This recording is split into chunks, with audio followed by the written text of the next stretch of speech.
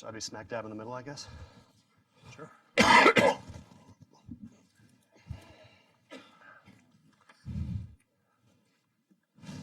I go ahead and start? Should I wait a moment? Or? It's 12:00. Good to go, Phil? All right, we're good. Good? Okay. Well, it's 1 minute past noon, so good afternoon, everyone. And we want to welcome you to the Hudson Institute and to this panel on revolution and unrest, lessons from Venezuela and Syria. You know, on the surface, these two countries seem very different situations. Venezuela, one of the founding members of OPEC, and for years a democratic and relatively prosperous Latin American state. Syria, a country characterized by extreme political instability and a series of military coups since independence in 1946, and ruled for the last 50 years or 49 point whatever years by the same family. But today, both these states are racked by turmoil and violence. Both are among the globe's largest generators of refugees, as millions flee hunger, poverty, and death. And both situations, both countries, have an international dimension, with their struggles not being seen as a local issue, but an international, a global issue, closed often in the language of anti-imperialist rhetoric by the extreme left. In Venezuela, Castro's Cuba plays a hegemonic role, while in Syria, the Islamic Republic of Iran plays that hegemonic role. But they're not the only players. There is Iran's principal proxy, Hezbollah, both active in Syria and active in Venezuela, and the increasingly important and negative role of Russia and Iran. All three are significant in both Venezuela and Syria. Even a country like Turkey, so important for Syria's future, also has a Venezuelan dimension. To talk about these issues today, we're fortunate to have a very strong panel well-versed in the subject. We have Hudson Institute Senior Fellow Michael Pregent, Institute of World Politics Research Professor Paul Coyer, the Foundation for Defense of Democracies Freedom Scholar Michael Ledeen, and Center for a Secure Free Society Executive Director Joseph Humire. Why don't we start, Mr. Ledeen, can you give us maybe the larger picture? Why do these revolutions matter, and why is there this lineup that we see today? Because we're in a global war. There's an alliance of people who hate us and wish to destroy us. And these run from North Korea through China, Russia, Iran, Syria, Cuba, Venezuela, Bolivia, and so forth. And they all work together. And so if any part of that structure is seriously weakened, then the whole global war is affected. And since sooner or later we're going to have to come to grips with the global war and figure out a way to win it, these disturbances in the component countries are very important to us. And given the decline of the educational system, nobody knows what a revolution is, what a revolution does, why it happens, how it happens. I wrote a piece the other day called "What Does a Successful Revolution Smell Like?" in which I argued that you can't measure a revolution. There's no way to quantify who's winning, who's losing, how all of that is going. You have to smell it. And when the Shah finally fell, you could smell that he was falling. It wasn't a matter of going and interviewing, doing polling, and all of that. So why do revolutions happen? I will just make one point. Our leaders all over the Western world right now are all pigeon Marxists. They all seem to think, in my opinion, when I look at whether it's Trump or Macron or whoever it may be, Merkel, they all seem to believe that revolution is produced by misery. And that if we just slap enough sanctions on them and punish them enough, they will fall. Revolution will somehow automatically happen. In my experience, revolution is an act of hope, not an act of despair. It's not one last desperate throw of the dice. It's carried out invariably by young people because they don't know better. They don't know that revolutions mostly fail. And they are trying to change the world and believe they can. So those are the people I look to when those people are in the streets and are fighting and so forth, then I think revolutions have a chance. But at the end of the day, what matters is that the rulers lose the will to defend themselves and maintain their power and so forth. And they go. And that's what makes those rare examples of successful revolutions successful. Thanks. Thank you for that. It reminds me of that famous line about the French Revolution: the rights of man are built on a pyramid of skulls, I think, uttered by a member of the French Revolution. Joseph, tell us about the Bolivarian Revolution and how it started, how we got here. Well, first of all, let me thank Michael for putting this panel together, and for all my fellow panelists. It's a pleasure to be with you today.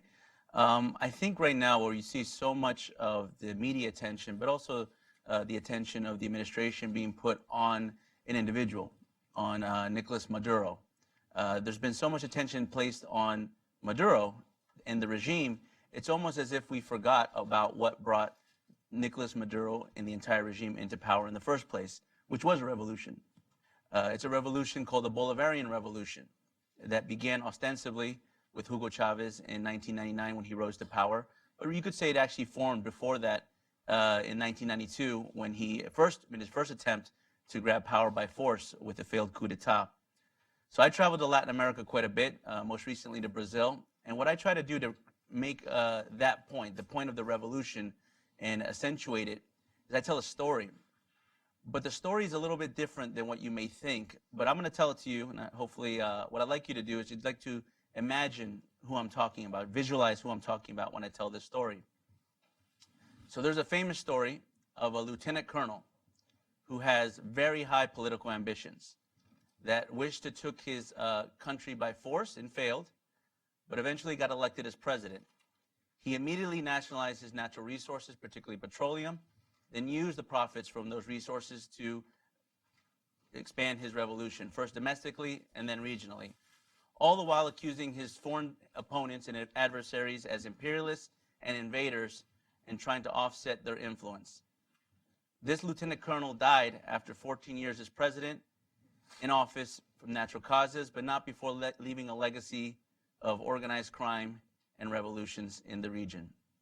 So I tell that story in Latin America, particularly in Brazil and Colombia and other places in South America, and everybody's like, I know that story. That's the story of Lieutenant Colonel Hugo Chavez.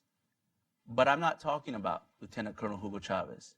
I'm talking about Lieutenant Colonel Gamal Abdel Nasser, the leader of former president of Egypt, and also the leader of the Pan-Arab nationalist movements. The reason those stories are identical is not just because they share similar trajectories, but also they're snap-linked through history and migration.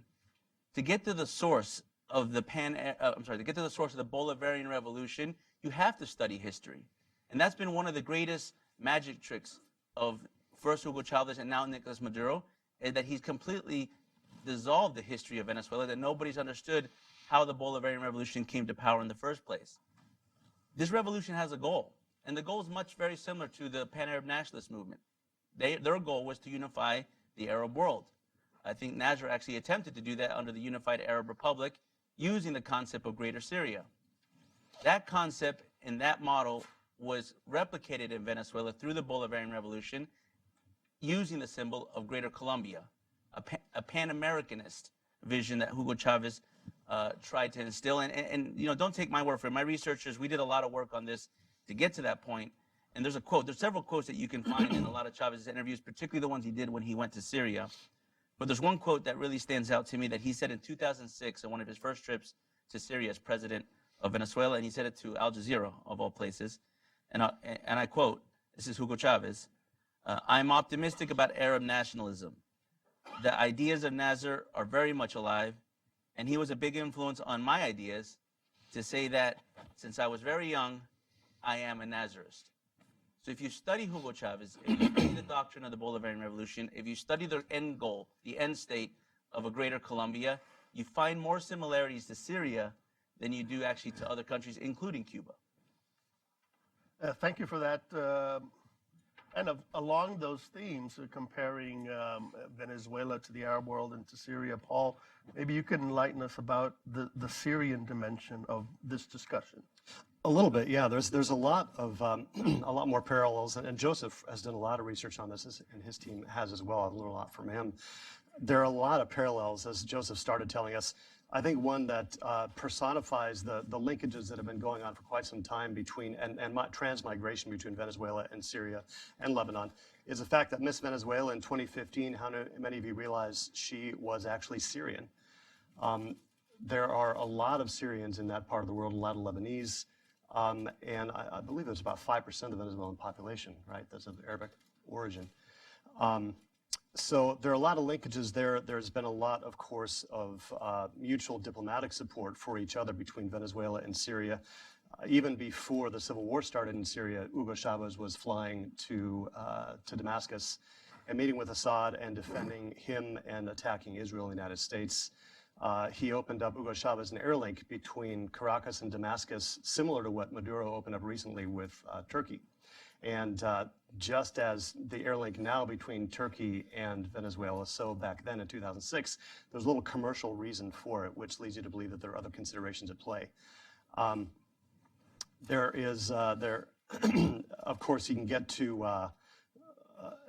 I think Joe probably better talk a little bit more later on about Hezbollah and Assad, since he knows, or Hezbollah and Iran, since he knows a lot about that.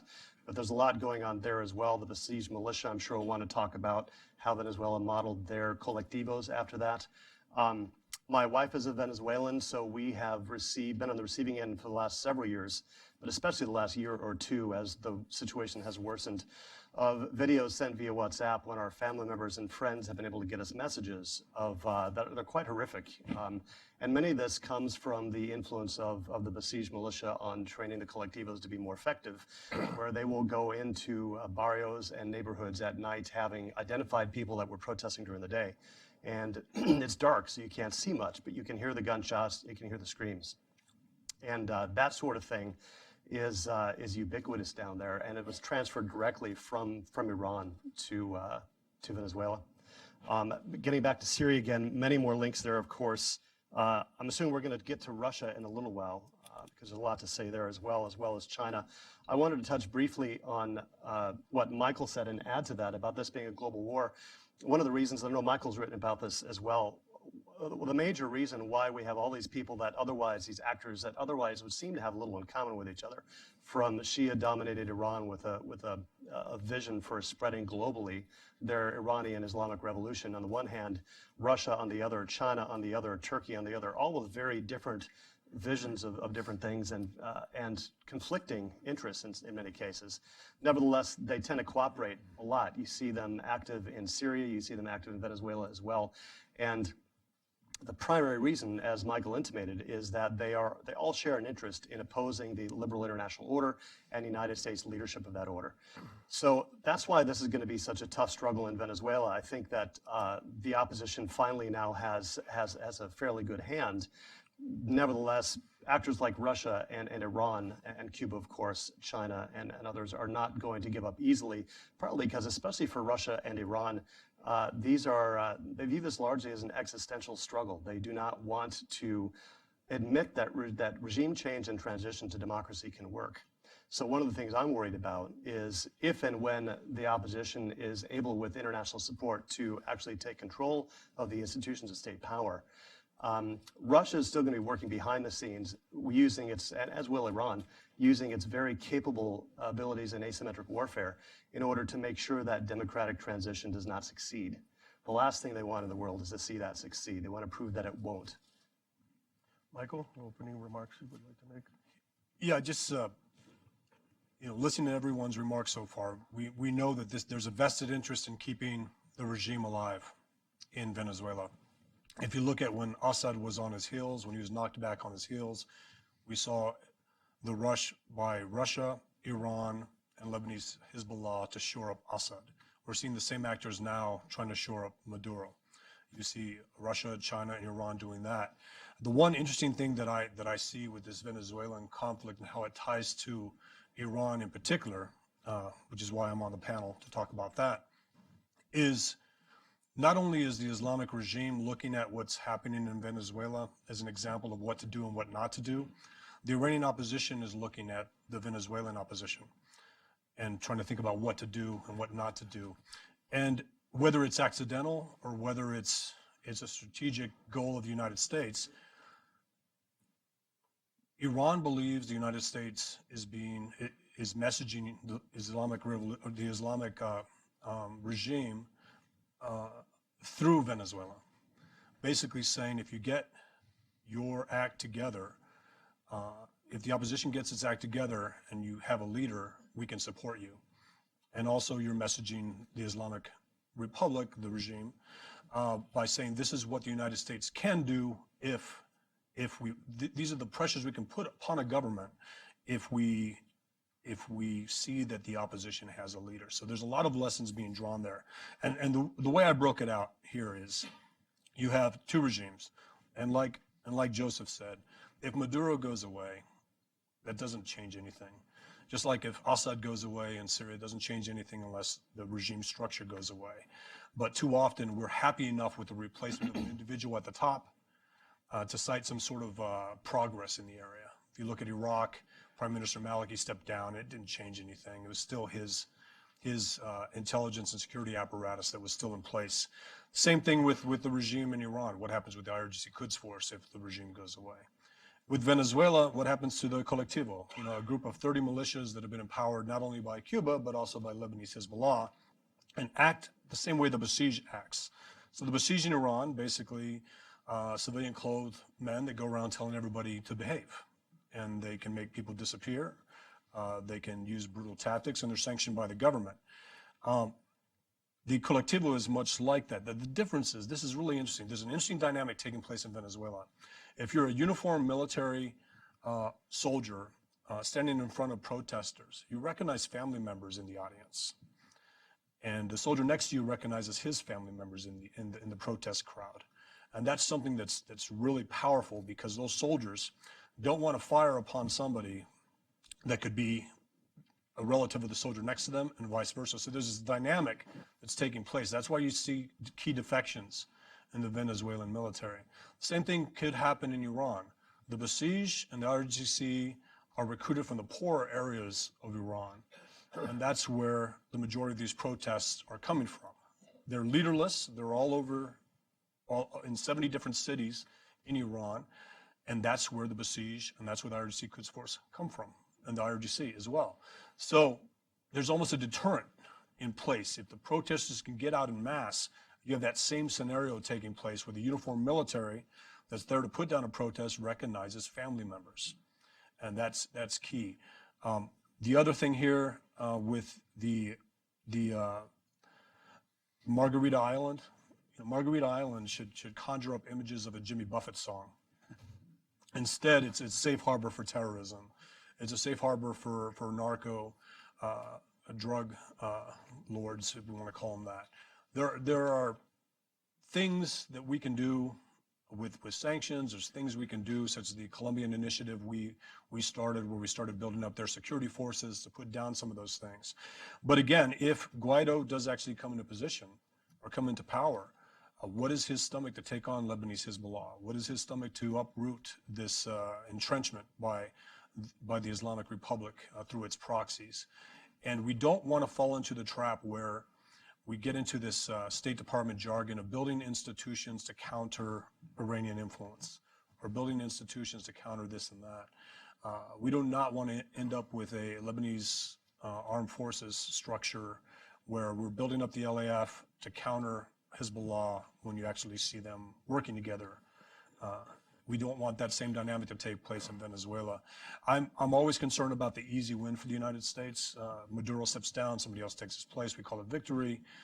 It needs to be more of a systematic surgical operation as opposed to just not taking out militarily, but having Maduro step down. I'll stop there. Well, I want to push back a little bit to all of you. Feel free to jump in, whoever will. There's it seems to me, a certain deterministic strain running through what we've heard, where these situations are set in stone. Our adversaries have their countries, and these countries are in their pockets, and things cannot change or won't change or are very difficult to change. Are we maybe suffering from a kind of a limited imagination here?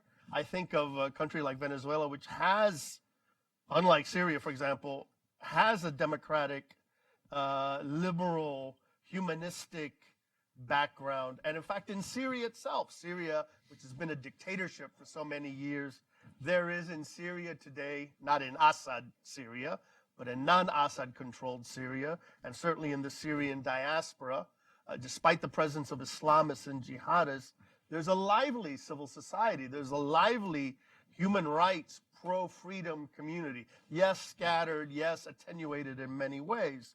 So, I mean, for the group, I mean, are we in a way selling ourselves short that these bad guys, of which there are many, and certainly that they are active, and there's not a lot that can be done?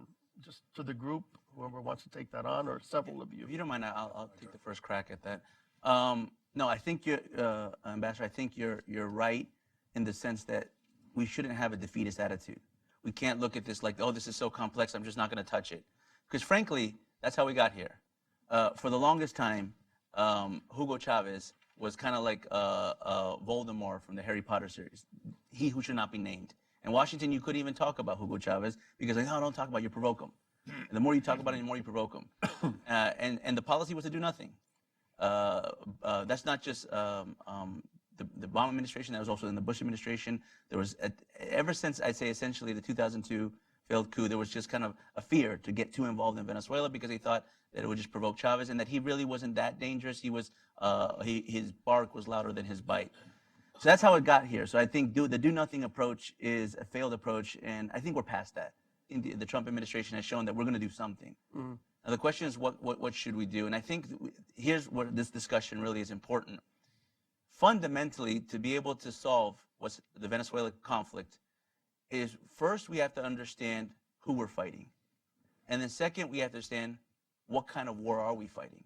For those that think that we don't want to get into a conflict with Venezuela, we don't want to be in a war in Venezuela, it's too late. They're already in a war with us. And they have been for a long time. Hugo Chavez, when he said, I'm going to redraw the geopolitical map in Latin America and offset U.S. influence, he was not kidding. The thing is, the conflict isn't a conventional one. It's an asymmetric conflict. And the only way to guarantee you lose an asymmetric war is to use conventional force. Conventional force does not work against asymmetric force because they're different paradigms. What we can do, some of the things that we need to do, is we have to break up the source of support for Nicolas Maduro. Michael said it best. The only reason Maduro is still there is the same reason, only reason Bashar al-Assad is still there, because he has Russian, Chinese, Iranian, and Turkish support. As long as he has that, he's going to feel confident that he could just remain. And even if he is to leave, the next guy in line will be just as more confident, if not more confident, that they pulled the wool over the international community's eyes. The war for legitimacy in Latin America isn't just in Venezuela, it's in Nicaragua, it's in Bolivia. And they've snap-linked these countries together so that there's no coincidence that when you start to pay too much attention to Venezuela, Nicaragua blows up, and then Bolivia blows up. So I think we have to look at this first from a global perspective, and then we have to have a regional strategy, and we have to break up the alliance. That alliance is not a historic alliance. I mean, Russia and China have their own differences. Mm-hmm. Iran is a theocratic state, not unlike these other countries. And Iran and Turkey, I mean, those empires fought wars with each other throughout history. So there's tools that we can use, and there's narratives that we can build to break up that alliance. But the more we focus on just one individual in the regime, the more we entrench ourselves into the narratives that they want. And I think that's one of the things that I think this panel, I hope it projects, that this is much more global, this is much broader, and we need to approach it from that perspective. You wanted to say something, and then Real quick, and then I'll shoot it to Michael. So you said, are we being short-sighted here? Are we in over our heads? I don't know. 607 days to the next election, and our enemies are banking on a change here in the United States, a democratic change. So everything that we're trying to do, everything that should be done in Venezuela is on a U.S. clock. And every one of those countries, whether it be Iran, Russia, and China, all have 30 years of consistent strategic foreign policy, consistent messaging. And the United States, we change every 2 years. We're good for 2 years, and then we go into election cycle. We're good for 2 years, we go into election cycle. So how do we make, and I guess this is a follow-up question to the panelists and to you, how do we get this to be a bipartisan issue? How do we get American foreign policy, once we leave the shores, to have a problem with the Islamic Republic of Iran, have a problem with this sort of dictatorship in Venezuela, have a problem with what Russia and China are doing outside of Facebook and Twitter, and actually focus on those things? And that's one of the biggest obstacles we have, is we're over-reliant on transitional national security personnel that are put in government that may not be in government 2 years from now, and that kick the can down the road because they kind of have to. How do we get this to be a consistent U.S. foreign policy to actually go after things that both parties should be against? All right, I have two things. First, we have a bipartisan foreign policy. Both in 40 years, not one administration, lefties, righties, Democrats, Republicans, doesn't matter, has gone after the regime in Iran. I mean, I hear our Bipartisan support not to do something. yes, I hear our leaders say Maduro must go. I have never heard one of our leaders say Khamenei must go. And without Khamenei, there is no Maduro. 40 years, not one president, not one Secretary of State, not one national security advisor. Why? What's up with that? And yet the Iranians have declared war on us, and they kill Americans and kidnap Americans, and you name it, all of that. Hezbollah is Iran. It annoys me in a way to hear people say Lebanese Hezbollah. I remember when I was talking to the Iranians, back in 1985, most of you weren't born yet. I asked one of the Iranians, I said, well, there's a big debate in Washington right now about Hezbollah. What is it? Is it an indigenous Lebanese thing, or is it a Syrian operation? And he laughed. He said the head of Hezbollah is the president of Iran. It's Iranian. And you look around the world, and a lot of these things are Iranian, and yet we don't go after them. To talk about regime change in Washington is to become a pariah instantly. And yet even the Washington Post said, you want to solve the Iranian nuclear problem, you need regime change. This regime will never give it up. This regime will never cease its war against America. So we are truly bipartisan. It reminds me of many, many years ago when I was still in the government, an Iranian, a Lebanese laughingly telling me, you Americans are so naive. You think Hezbollah is a political party with a security apparatus attached to it. It's actually a security apparatus with a political party attached to it. You have it all the way around. Yes. Speaking of that, you mentioned regime change, and of course that's a scary word in Washington because of Iraq, because of Afghanistan, because of the heavy toll and all of this. And feel free to, all of you, to chime in on this, but I wanted to look at it in another way. It seems to me what we're seeing when we talk about Venezuela, when we talk about Syria and all of this, is actually the adversary's way of doing regime change and regime work, which they, don't take my word for it, they say it. The Iranian regime talks about asymmetric war, that a future confrontation with the United States is not going to be waged in the Persian Gulf or in the Arabian Gulf. It's going to be waged throughout the world, including in Latin America. And we have the Russians famously talking about hybrid war, right? Which is another type of asymmetrical warfare. I wonder if the panel could address this issue, looking at the way Hezbollah works, looking at the way all these bad actors are working, both in Venezuela and in Syria, and talk about the way that they do it. And it's paradoxical because we are the one truly revolutionary country in the world. The American Revolution is the only one that has succeeded and endured. The Russian Revolution failed, French Revolution failed, Chinese Revolution failed, you name it. Whereas we are the one truly, but we don't act that way. We don't advance that cause. We have failed to recognize or to implement the fact that that our greatest weapon against these tyrannies is political. They know they can't win a conventional war against us. Possibly the Chinese are preparing to fight a more conventional war and win that one. They say so in their defense documents. But we don't implement that. We don't go after that. We have not, so far as I can tell, and I talk to Iranians all the time. I've been talking to them since the 1980s. As far as I can tell, we have not spoken with the opposition in Iran, the leaders of the opposition in Iran, for a very long time. 2009 probably is the last time we had any contact with them. And why is that? We should have people talking to them. When we did the Soviet Union, if you can bring down the Soviet Union with the support, the active support of what?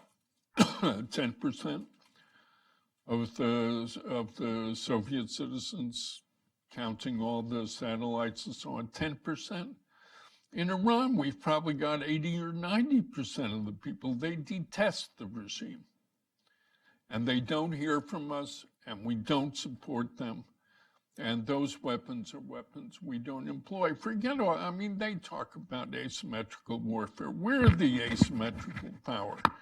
We're the ones that threaten their regimes. We don't always use it. I think that's the... We don't believe it. So let me touch on that a little bit. I want to get into asymmetric war, but I think before I get into that, the number one asymmetric weapon that I think Iran has, that Russia has, and that the Bolivarian Revolution has, is strategic deception. They're just better at lying than we are at telling the truth. They're able to always mislead, misdirect, confuse, denial, deception, and it's truly fascinating. I've seen it play out in Venezuela and Iran for several years, where they're able to goad us into doing things that maybe we don't necessarily want to do, and they're able to direct us towards their own adversaries so we take out their enemies. So I think one of the things that I think I hinted to it in my first remarks, which is the story of how we got here.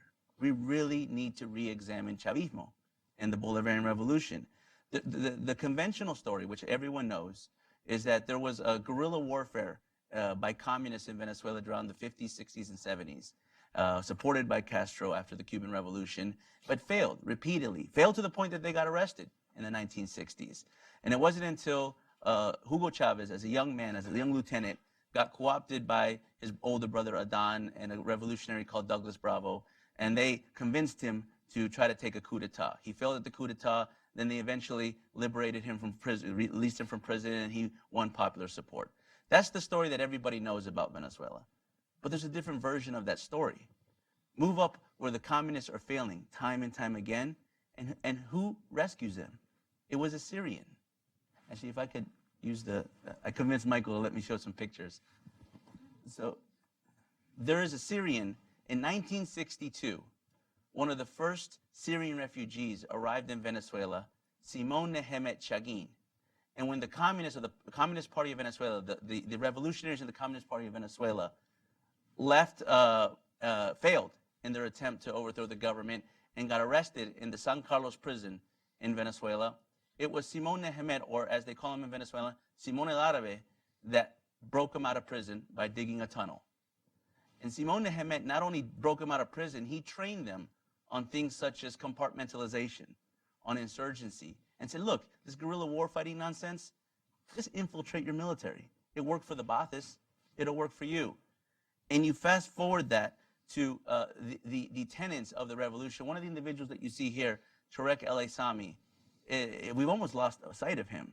He is, in my opinion, the most important man in Venezuela. Forget Nicolas Maduro. If Maduro goes and El Aissami's still there, I'm even more concerned, actually, than I am. And Sanctioned as well, right? he was one of the first individuals, if not the first individual, sanctioned by the Trump administration in February 2017. Matter of fact, I think it was Secretary Mnuchin's first action as the Secretary of Treasury was to sanction Tarek. And so, here's, for instance, the gentleman in the middle, right there, if you could see him. Let's see if there's an arrow on here. Well, the gentleman right in the middle is Shibli al-Aissami, the great uncle of Tarek al-Aissami, also one of the founders of the Ba'athist movement, along with Michel Aflaq, where you see on your far left. You see Saddam Hussein in the second row right there. They have a history of building revolutionary structures and, most importantly, insurgency. The concept, the tactic, of compartmentalization is beautiful in asymmetric war, because the compartmentalization essentially means that we have our network, then we fake a fight within our network, then we fragment our network, and we use part of it to infiltrate our adversary. So you control your narrative, and you control the counter narrative. And it works beautifully. It's worked beautifully for first the Baathists, then for the Iranians. It's working beautifully for the Venezuelans. And I think that's, and when you talk about asymmetric war, I think that's where we get into it, because before you study the history of how this played out in Venezuela, is then you could begin to understand what Hezbollah is doing in Venezuela. And I think the people that look at Hezbollah, there's equally wrong reactions. There's, on one side, you have people that completely dismiss it and say, oh, that's an exaggeration by extremists or alarmists in Washington. And then you have the opposite reaction, where you have, Hezbollah's under every rock in Venezuela, and that they're moving around in training camps and doing jungle warfare in Venezuela. Both those reactions are wrong. But ironically, the reactions are based on a premise. They're looking at volume when we should be looking at density. I don't care how many Hezbollah operatives are in Venezuela. I don't think we'll ever know that. The intelligence community will have a hard time figuring that out. But it's not how many Hezbollah operatives are in Venezuela, is what kind of power can they project with just a few. The individual that you see in this picture right here is also one of the first individuals from the Venezuelan government that was ever sanctioned by the United States. He was sanctioned in 2008 by the Department of Treasury. His name is Ghazi Nasser al-Din. He's also a person of interest for the FBI as of 2015. And he is the individual that has connected the Bolivarian Revolution to Hezbollah when he was positioned as a sort of charge d'affaires or deputy chief of mission in Venezuela's embassy in Syria.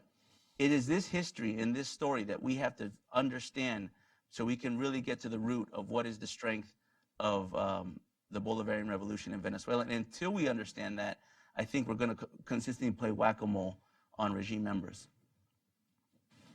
Paul, if you want to add something. Yeah, well, I would like to, there's a bunch of things we could address. I think the thing that springs to mind the most, I think Mike was talking about this, and Joe just said that in his comment about whack-a-mole. It's easy for us to focus on Maduro. I was speaking to somebody recently, I think about a week ago, and it was a government official, and I won't say what agency. She's very sharp, wonderful lady. But she said, we have one problem in Venezuela, it's Nicolas Maduro. And it was a bit surprising to me that somebody that was quite senior in the American foreign policy establishment thought that Nicolas Maduro was the be-all and end-all of our problems. As both Mike and Joe have intimated, and I'm going to try to elaborate on just a little bit now, it goes far beyond that. I mean, a lot of these families have been collaborating together for generations. These are not just guys that work together now. They've been together for decades. Their fathers and uncles work together, as some of Joe's pictures showed. So when Nicolas Maduro goes, and I think Mike said this, or maybe it was Joe, he's not the worst of our problems. Nicolas Maduro, I don't think anybody thinks he's a rocket scientist. Nobody thinks that he is all that capable. The people that are really smart, that you really need to worry about, are people like Asami, like Diosdado Cabello, people like that. Bring a group of people like that that really have some ability to really cause some damage. That could be problematic. So the last thing we need to see is Nicolas Maduro go, and then someone that's more capable take his place. We need to get the whole root of the Socialist Party of Venezuela out, the whole cabal, all the criminal network that has been collaborating together for so many years, and we have to deal with these extra hemispheric actors that are enabling them. So, and to get at what you said about, I guess, negativity, I guess I would say it's not so much negativity as realism, given that there's such a toxic brew going on down there. I think we're hopeful now, though, for the first time in a long time. And if we can have, I think we got them on the back foot. Getting to Russia just for a second, because we haven't addressed Russia very well. Russia, everybody here probably saw they had they sent about 400 or 500 men. We don't really know for sure how many of the Wagner group in. They did the same thing when Assad was on his back foot back in 2011 and 12. And they were able to turn things around, not for the Wagner group, with a lot of other things, but that's highly symbolic action. Nevertheless, even Russia thinks that it's playing a different ballgame in Venezuela. One of the head of their Russian Foreign Ministry's Latin American division said recently, there's a major difference between Syria and Venezuela. So I think there's a lot, like I said, a lot of points to cover here, but I think that going back full circle to the regime, Maduro's not the issue. It's not just him; it's the whole regime, and there's a lot of things we need to dig out. A little more before we go to questions. We want to have plenty of time for that. I'm wondering, we're talking about all this subversion and revolution and asymmetric hybrid stuff, and this costs money, but it doesn't seem to cost a lot of money. Some would look at Venezuela, for example, and say the hegemonic power, the main hegemonic power in Venezuela, which is Cuba. Cuba sees Venezuela in a way as a milk cow. It's a place where Cuba actually makes money from Venezuela. And yet, for example, the Iranians, if you look at Syria, certainly the Iranians would like to make money in Syria, but Iran and others have spent money, have spent blood, it's been costly for them in a way. I wonder if you all could address that issue, the issue of kind of the sinews of subversion of this type of activity that is going on, how that works. So there's an interesting data point on that. So yes, this is costly for Iran. It's costly for Russia. It's costly for anytime you have to operate on the other side of the world, it's not cheap. But I think, it's a calculated cost. One of the things I noticed with Iran was that through the height of the sanctions on Iran, arguably since about 2007 to 2012, where we really built the multilateral sanctions regime against Iran and squeezed them to the point of they went to a negotiating table, I thought that they may retract from Latin America a little bit. They might just think, oh, you know what, that foreign adventure, that might just be a little bit too far, and we need to focus. And they actually doubled down. Became more reliant. Because they realized that the more they can project force abroad, the easier it is for them to leverage any kind of sanctions evasions. We calculate that they were able to evade sanctions through Venezuela financial systems upwards of about $16 billion throughout that period. So it paid also to some elements to evade the financial pressures that were being placed upon them. But let me extend this to Russia and China particularly, because when you talk about financial or economic power in Latin America, the only real major force is China. And right now, there's a lot of conversations among individuals that are dealing with the Venezuela situation, both in government and with the Guaido government as well, about what do we approach China? Do we try to negotiate with China? Do we try to offer some type of incentive to China so that they can recognize Guaido and abandon Maduro? I think it's a faulty analysis of how China operates.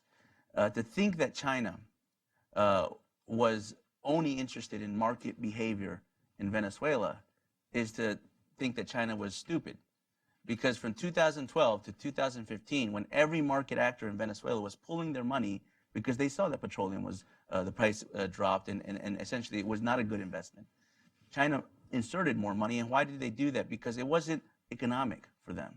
It was geopolitical. They purchased things. They purchased territory. They purchased sovereignty.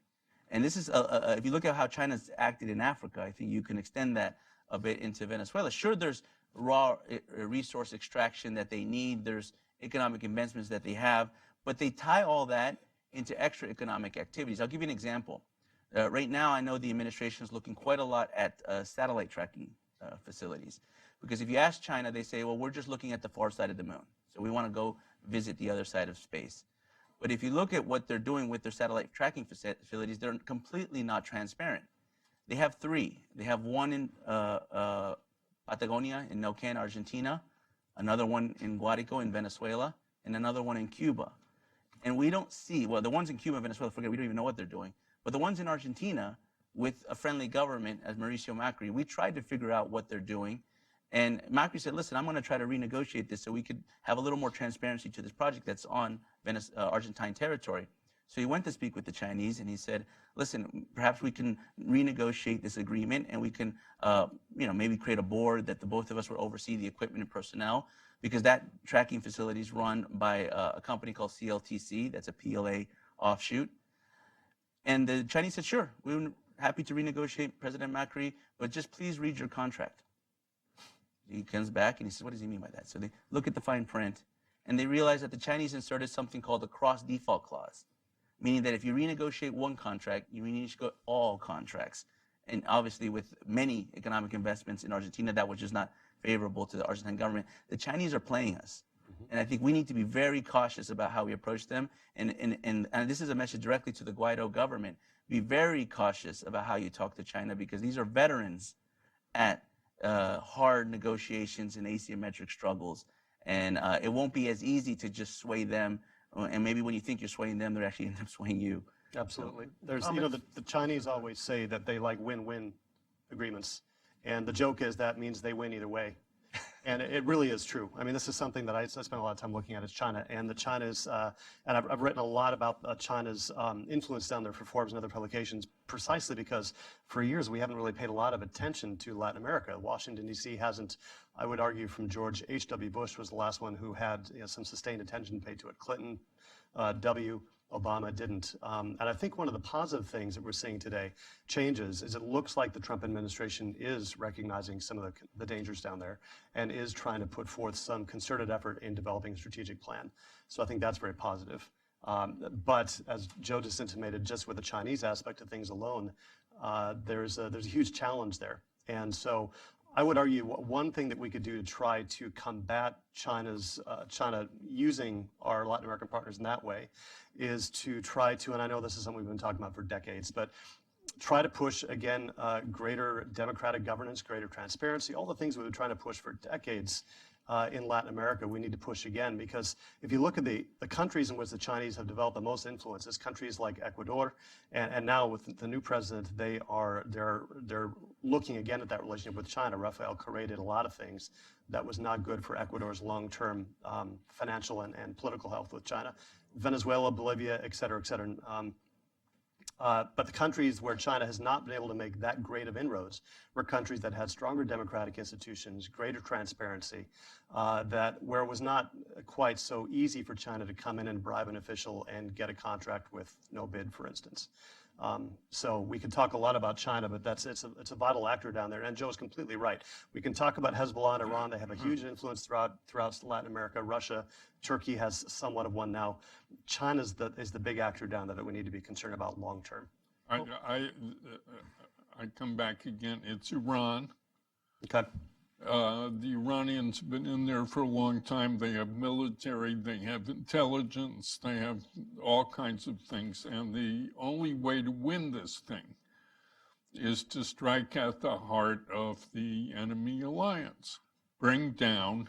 I would agree with that. Bring down Khamenei. You bring down Khamenei, and if you get a reasonably pro-Western, pro-American government in Iran, which seems doable to me. I won't go past that. You change the whole world. I mean, Hezbollah shrinks and dies. And look at what that does in Venezuela, in Europe. Look at the unwillingness of the Germans to take on Hezbollah right now. Horrifying. I mean, it's a horrifying world. But that's the heart and soul of it. You bring them down. You sponsor, support, and win revolution in Iran today. You change the whole world, and you have to think of it globally. It's a worldwide problem. So the one thing we saw China do with regards to the Iran deal is pour money into Iran to offset the lack of European investment because of the threat of U.S. secondary sanctions. So we saw China basically guarantee military contracts with the Iranian regime and also oil contracts. It's China that's bankrolling Russia's presence in Syria. It's China that's doing these things. We are a $19 trillion economy. Iran's is a $400 billion economy. Russia's is a $1.9 trillion economy. We act like a $20 trillion economy because we go after money, sanctions. Everything's tied to U.S. banking. China invests in these countries, gets a foothold in there. I would argue that we need to start acting like a $400 billion economy, more like Soleimani, more like Iran, and start looking at what levers we can use to hurt the IRGC Quds Force operations in Central and South America.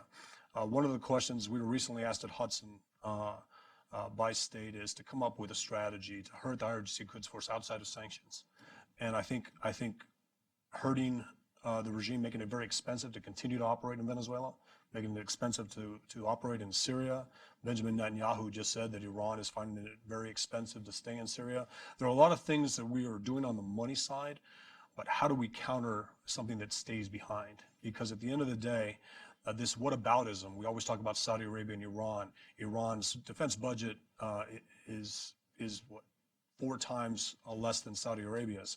Well, what's more effective, Lebanese Hezbollah, that Iran funds with anywhere from $250 million to $700 million a year, or 1 to 4 F-16s that the Saudis purchase? And it's this ability by the regime, the Iranian regime, to entrench itself, whether it's madrasas, Shia schools, whether it's these fundraising activities through Islamist organizations, and whether it's Lebanese Hezbollah showing the drug cartels how to build tunnels to be able to move arms and drugs to Central America and to strategic goal to destabilize the United States at some point. So there are a lot of things we can do, but I go back to that clock, 607 days to the next election. So what can the Trump administration do in 20 months, or what can the Trump administration do in 4 years and 20 months if he's reelected? And more importantly, how do we make these issues bipartisan once again? Where, before President Obama came in, Democrats and Republicans were against the Islamic Republic. And now any criticism of the Iranian regime is somehow an attack on Obama's legacy with the Iran deal. We need to step away from that. We need to start focusing on what's important to human rights, with regards to human rights. I mean, we see issues daily from Venezuela to Iran to China to Russia to Turkey, where journalists are put in jail, where journalists are disappeared. Yet those used to be issues where Democrats and Republicans would both agree on that they should condemn those things. We just don't do it anymore. Everything has become partisan. Regime change is a partisan Republican position. Sending forces now is 160,000 forces to a country. We go from, well, if we do anything, it's got to be big, so we should do nothing. There's a scale from A to Z. There's so many different options we can use the tools of a $20 trillion economy to actually do the right things and stop ignoring a lot of these things that Joseph was talking about with regards to how much we know about Lebanese Hezbollah's entrenchment with the drug cartels and collaboration with drug cartels in Central and South America. Well, I would say one challenge that we face is that we often don't think like our adversaries in many ways, and it's exactly as you say. It's the foreign policy of overkill. Our adversaries practice a kind of slow, deliberate, some in Lebanon have called it a tunneling strategy. In Spanish, we call it el trabajo de hormiga, the slow work of an ant ant taking a piece of sand one bit at a time, but we think of as if, you know, we're the masters of the drone strike. All too often our foreign policy seems like also a drone strike, distant, far away, not connected to the reality on the ground. Let's have some questions now. I would ask you to be, as always, be brief, identify yourself, and let's continue the dialogue. Yes, sir. Ian Talley, Wall Street Journal. To what extent is more information from the administration, all the various parts of it, Treasury, FBI, DEA, HSI, DOJ, a critical role in exposing the looting of the CLAP program, for example?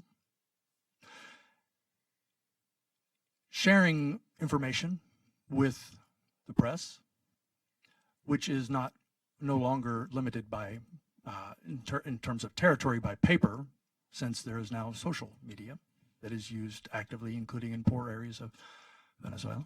Firstly, and on the same line, would it not behoove the U.S. to fundamentally address beneficiary ownership issues in Delaware, all over the U.S., because where are those investments taking place? PDVSA bonds issued in the U.S. Real estate, Miami, New York, U.S. The companies that are doing the trade that is offshore Miami, through the U.S. The money that is flowing, dollars, through the U.S. system. But without a beneficiary ownership, a truly overhauled beneficiary ownership system, all of those actors are able to finance Hezbollah, finance Iran, finance all of these issues, all of these all of their coffers, if you will, because of the lack of transparency in the U.S. Would you agree? Who wants to take that on?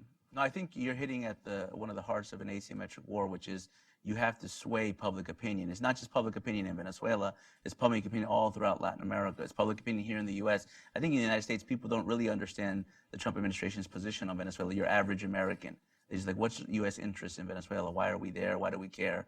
And I think that there's more information that needs to be revealed and more explanation that needs to be done. But there's a saying, and so I come from, I was in the Marine Corps for a while, and I worked in intelligence when I was in the Marines. And there's a saying that intelligence drives operations, right?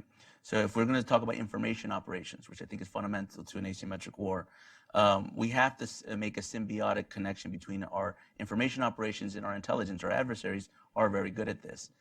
In Latin America, there's the Bolivarian Alliance, right? It started with 5 countries, and then it kind of extended to some satellites in the Caribbean. But these countries have an intelligence system. Fundamentally, that's what they built. More than any, they proclaim to be an economic pact, but they're economic failed cases. But they created an intelligence system that could share information at the drop of a hat. And it's no coincidence that Iran and Syria were signatory members of the Alba Alliance from day one, since 2004. So the intelligence that's produced in Nicaragua or in Cuba or in Bolivia or in Venezuela finds its way into the hands of Iran and vice versa. I think it's due time, if we want to challenge that system, we need to build, not we, me and Americans, Latin America needs to build its own intelligence system, something equivalent to the Five Eyes that we have here in the West and the East, the United States, Canada, New Zealand, UK, and Australia. We have protocols that share intelligence at a rate and in a manner much more expedient than with other countries, even other allies. And I think in Latin America, with the governments in Brazil, in Argentina, and Colombia, and Chile, and Guatemala, we have the pro-democratic, pro-Western governments that hopefully can remain in more institutionalized countries that can provide this intelligence, because you can't fight this unless you have that. And they're able to move that quick, and we're kind of wondering if we should share this with the Brazilians or move. We're not going to be able to engage in the information operation type campaign. Somebody want to say something about the banking? issue that he brought up. Just real quick on sanctions or targeting individuals, actually making a dent. I use the Iranian example. We have sanctioned the the IRGC Quds Force, the IRGC, Qasem Soleimani, and in hopes of hurting the regime, yet the regime's family members in the United States buying property, going to our schools, have bank accounts. So it's almost like the sanctioning regime is a message for a domestic audience and for key allies, but our adversaries aren't really afraid of it. Yesterday, U.S. Treasury designated an Iranian-backed militia, Harakat Nujaba, and they were designated yesterday. But it's more like a badge of honor because Abu Mahdi al-Mohandes, a designated terrorist, and Kataib Hezbollah are designated, yet they control the budget of a security force in Iraq and have access to U.S. intelligence, training, and equipment. So it doesn't strike fear into our adversaries. It actually becomes somewhat of a badge of honor to be designated by the U.S. because there's so many ways to skirt it. If we actually wanted to go after it, we would, you designate the individuals and you'd go after the next tier individual. So Qasem Soleimani is designated, Akram al-Kabi is designated, but in between is Qais Khazali, who's killed Americans with AH. So we keep sending these messages, and the strategy is we're going to designate Harakat Nujaba in order to send a message to Qais Khazali that you could be designated too. Well, designation means nothing because we don't close those loopholes. We don't deny access to the US dollar. We don't go after the other ways that they funnel money. It means nothing. It becomes a badge of courage. And if anything, we've offended Qais Khazali by not designating him. And that's one of the things that we have all these tools available to us, and we don't use them. I don't know why, a superpower or a $19 trillion economy should be able to do these things. But again, it's the over-reliance of transitional national security and decision makers in position that will not be in position in 2 years or 6 years. There's a question back there, yes.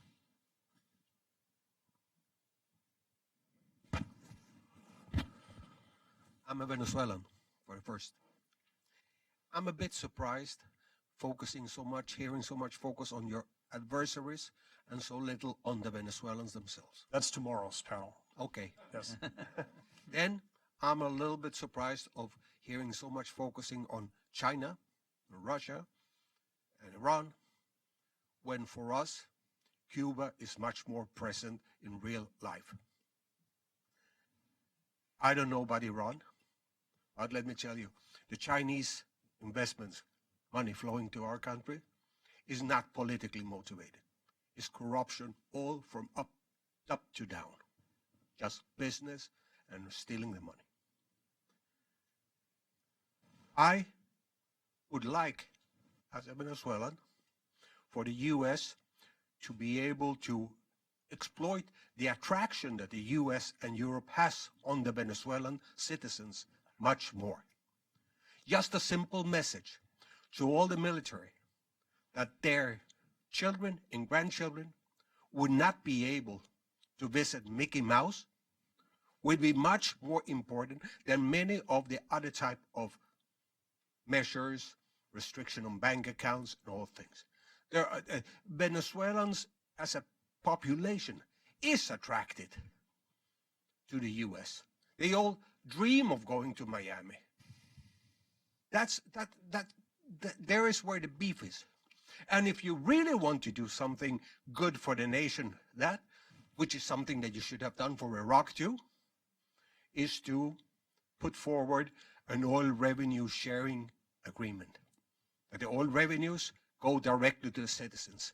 Because I tell you, no country in the world, not in the States, not Europe, not England, not Germany, would function if the central government gets 97% of all export revenues as it did a couple of years back. That's an impossible thing. It's just a setup for bandits to take over the government, for redistribution profiteers to take over the government.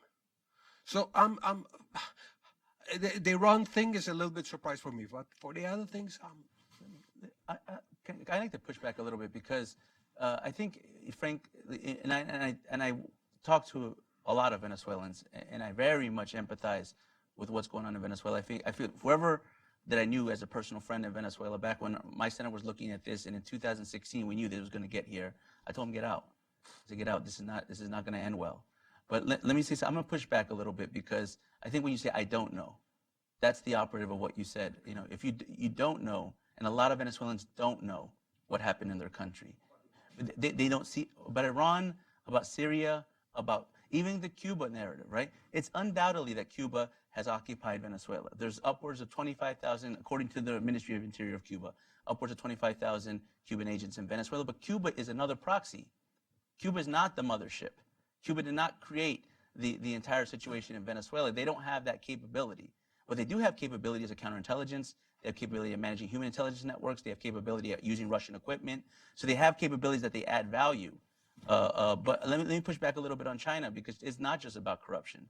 You throw a rock in Latin America and you hit a corrupt politician. That's just how it is. But let me ask you, what about the satellite facility in La Guajira? What about the command and control center in La Orchilla? There's things that you don't know about your country because the regime has purposely deceived you. And I think until you understand what these actors are doing, if you read their doctrine, they actually call this the multipolar force. They describe this, if you read Plan Zamora, they describe this as a coalition of resistance countries. And I think what Hugo Chavez understood was that the only way he's going to advance his goals and his revolution was to coalesce with other revolutions worldwide, otherwise it would never have been successful. So I want to push back a little bit on the China piece, because I don't think it's about just crime and corruption. There is that, for sure. I mean, there's a lot of money that's moved, and it's a very corrupt system in Venezuela, but they have bigger strategic interests. Mm-hmm. Good. Next question. Let's see, is there anybody on this side? No, I guess you're next.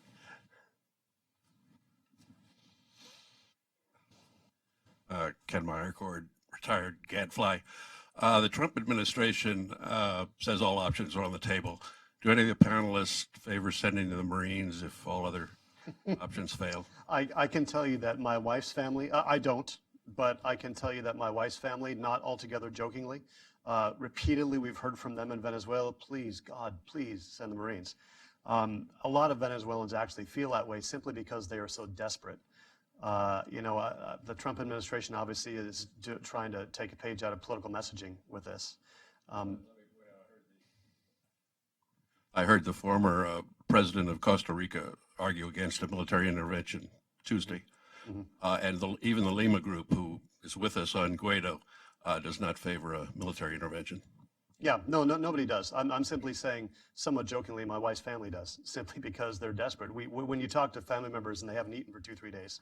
I'd like to hear the other panelists go on record. Realistically, no. So what Paul's saying is actually very important, because in Venezuela, Perceptions are important. in Venezuela, they do favor a military intervention, upwards of about 60% of Venezuela. This was polled recently, right?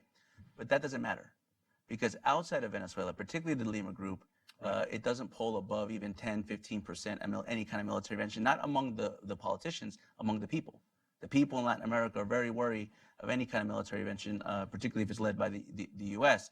I don't think we need to do that. I don't think this is that kind of struggle. We don't need to engage conventionally in an asymmetric struggle. What is being talked about more is the Venezuelan military. The Venezuelan military to abandon Nicolas Maduro and to recognize the constitutional legitimate president of Juan Guaido. But even there is some challenges, and I think, let me raise a few. One is, when we talk about the Venezuelan military, we almost forgot about what happened to that military over a course of more than 20 years. In that course of 20 years, the military has already been fragmented. I mean, Hugo Chavez, that was one of his principal focus. Any dictator, really, when they take over a country, they're always worried about their military. So he did two things. He established irregular forces outside of the military structure to be able to challenge their own military if there ever was a conflict. And he also debilitated the military as a military structure. I'll give you as an analogous way of looking at this. We all kind of see PDVSA, a state institution, right? That's been completely debilitated. Oil production has been cut by half. You can't go tomorrow and just say, hey, I want PDVSA to start producing oil, and it's just going to automatically get up and it's going to start doubling its production overnight. You also can't do that with the military. You can't just go to the Venezuelan military and say, listen, I want you guys to get organized and get ready and to carry out a whole defense of Guaido and an Army-Navy conventional force structure. They have been debilitated. There's different segments within the military. There's the corrupt elements. there's the ideological elements, there's the folks that are just, suffering like every other Venezuelan. And I want to give a little quick anecdote. So this is actually a book that what Hugo Chavez in 2005, in 2004, he created the Bolivarian Alliance. In 2005, he held a major conference with his high command, and at the time, his Minister of Defense, Raul Isaias Baruel. And he invited a Spanish failed politician turned academic named Jorge Restringi to be the keynote speaker of that conference. This book was what he presented on. It's called Peripheral Warfare and Revolutionary Islam. He took this book and he created a pocket-sized field manual with the Venezuelan Army's coat of arms on the inside flap and handed it all to his entire high command. And he said, you know what? Forget conventional force. We're going to deal with asymmetric war. We're going to follow the Islamic model. And he already projected that within them. So I think we have to understand how the military is functioning today before we try to look at the military as just another element for a coup, because that's not what they were built for. And matter of fact, Chavez prepared for that particular scenario. The strategic significance of Bolton writing down 5,000 troops to Colombia. I remember that. Was it accidental? No, but the message it sent was that the military, the U.S. military was willing to go into a place where Sykes-Picot hadn't redrawn the borders. I'm interested in whether you favor that. I don't think it's a military intervention. As a veteran of the Iraq War, the first Gulf War, Afghanistan, and Iraq, I think it'd be nice to finally go to a country that wasn't redrawn by Sykes-Picot and, go in and actually speak Spanish and everybody have the same religion. Except now I know how many Syrians are in the place now, and Lebanese Hezbollah, so my Arabic should come into use as well. But it's not that kind of conflict. This is the one place, much like Iraq now, where 80% of the population wants us there in some capacity. Doesn't have to be a military capacity. It just simply needs to be the strategic message of we can do this, and we can call for Guaido to take position in government. So it's not the same thing. It's not Iraq. It's not Afghanistan. It's nothing like that. This is actually a place where this accidental message actually sent shivers through Maduro's spine. I would just say, as a person who served in Latin America, one of the challenges to that question, of course, is that it's kind of a loaded question for many Latin Americans. For us, if people would talk about terrible idea of military intervention and war, we think of what? We think of Iraq, we think of Afghanistan, we think of these bloody conflicts. If you're Latin American, it depends on which Latin American you're talking about. Some will think of Noriega in 1989, he's out, the whole thing collapsed. So it's hard to say. I don't think anyone can predict with any kind of clarity what would be the result of intervention. I'll predict. But we do have a lot more levers that we can pull. No, I mean, in Well, why terms of not success, go- of course. It would be. We started talking about revolution. We talk about it and then we forget about it, but it's our greatest weapon. Why not go for that? Never mind military force. I agree. Support the people. Support the people against the regimes. And again, I keep asking this question over and over again. I hear the president, the national security advisor, the secretary of state saying Maduro must go. Amen. But I never hear them say Khamenei must go. And if Khamenei goes, Maduro goes. And I mean, it's all one, it's a big war that we're in. Joseph? No, I agree with 100% with Michael. I mean, we have to attack their source of support. If Iran, Russia, China, and Turkey are still gaining legitimacy and leverage in Venezuela, it's going to be harder to do any kind of scenario. Just to be on record, I do not support a military intervention. I also don't think it's needed. And I will predict, not only that, but I believe our adversaries, particularly Russia and China, are trying to goat us into that. They want us to get involved. At least they want to spin the narrative that way, because that's how they're going to be able to gain leverage in the UN Security Council among the Liban group members. So it's a sort of propagandized conflict that they're trying to project. And I think we can't fall for that trap. But I don't disagree with the position the administration has on all options on the table, because you have to keep them guessing. Let them worry about that. We have time for one more question. Let's do one here on the left. The gentleman way in the back. Henry Hecker, retired governor. Perhaps you're aware, we've heard these recent reports that Putin has indicated he's ready for a Cuban-style missile crisis. Considering the problems we have with North Korea, still do, we now face with a new enormous threat. I wondered, could you comment on this and any suggestions whether to defuse the situation, perhaps which we are doing, or to just let things keep rolling along and wait for the Maduro government to collapse? Real quick, we're going to go to 1:30, so there will be more questions. Okay. Yeah. Oh. I'm sorry. I was going to talk about the. I had a difficult hearing, actually. Yeah, if you could speak up because it was hard to hear. I wondered about the Putin's comments on the saying he's ready for a Cuban-style missile crisis. And of course, we have the threat from North Korea. We're still concerned about this, and we now have a new major threat from a major power. I wondered, could you comment on this? Are we sort of defusing the situation by sort of just letting things roll along, waiting for the Maduro regime to collapse, or A couple is there things. I think something Joe may have else in the something to say on this works? too, but I don't think we're so much rolling along and waiting for the Maduro regime to collapse. We've got a lot of balls in the air that we're working on to push that in that direction. Secondly, I think as far as Putin's messaging, there's a lot of people, what needs to be remembered is that Putin's popularity ratings have dropped significantly in the last year or two.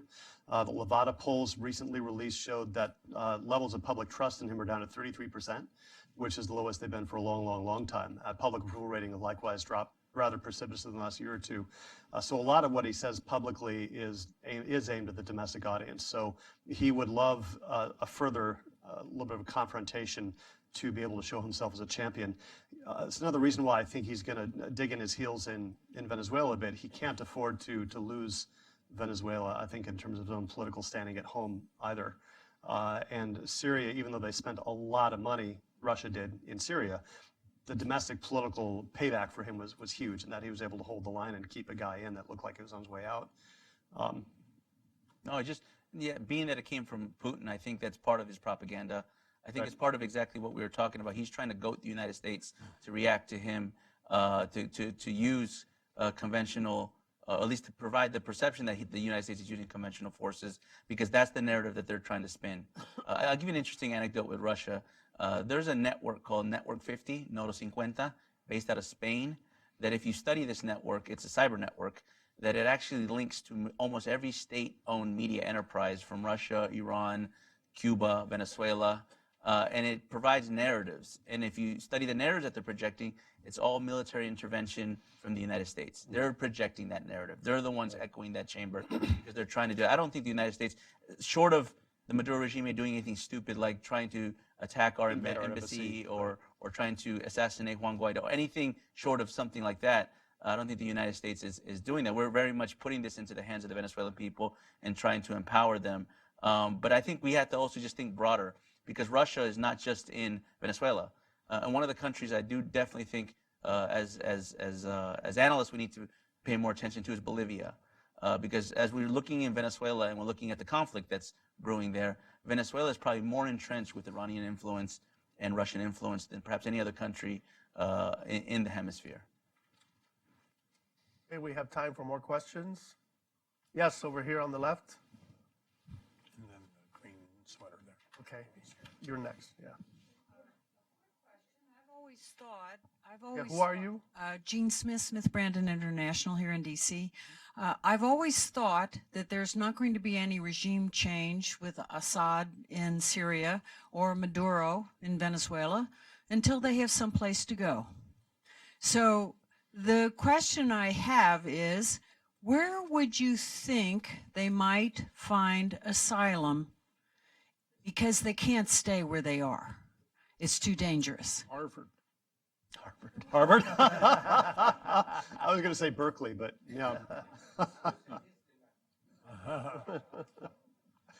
Well, it's been a strategy. I mean, we did that in Haiti, and we've done that in other places, Noriega, but that's a little different with Noriega. I don't think Assad's going anywhere, so I don't think there's an up-and-out strategy for Assad. Maduro is going to go somewhere, and I think he'll find... You can have a nice little dock on the Joseph. Black Sea or something. If I had to place my bets, I'd probably say Turkey.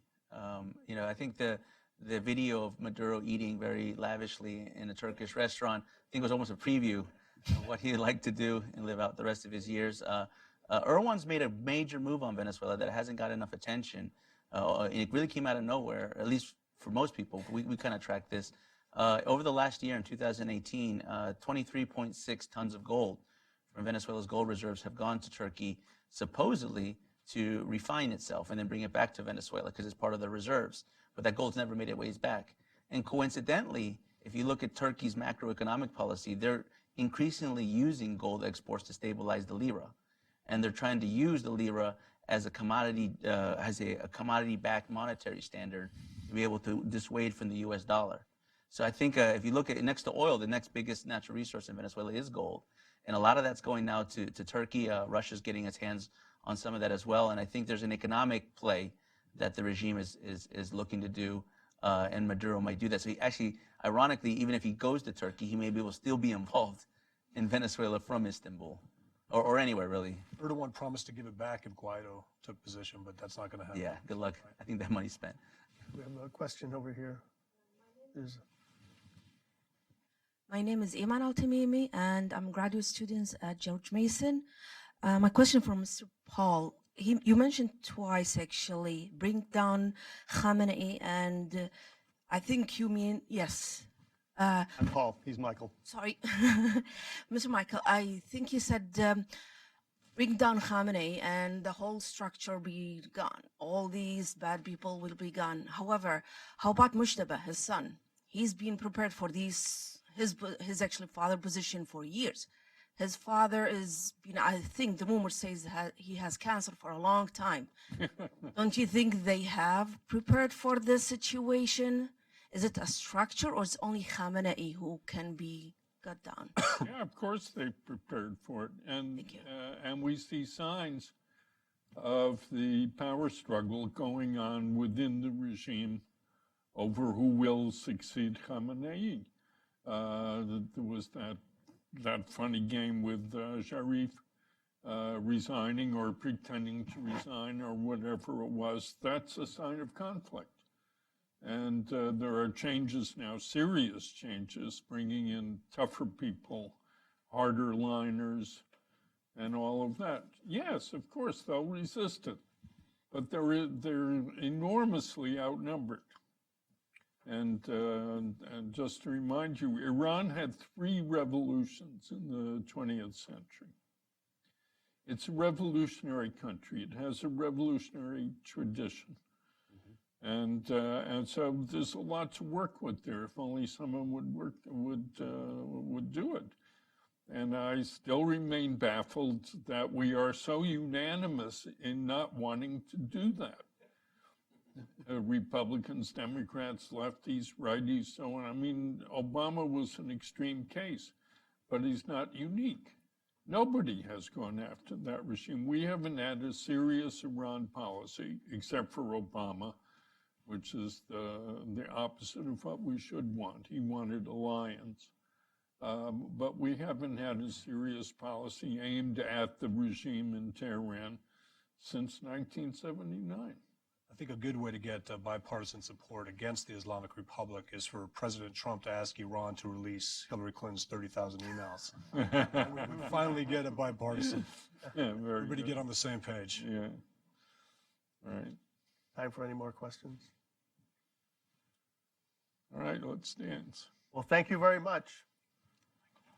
Thanks. That was good. Thanks a lot. Yeah. Did you know about this book?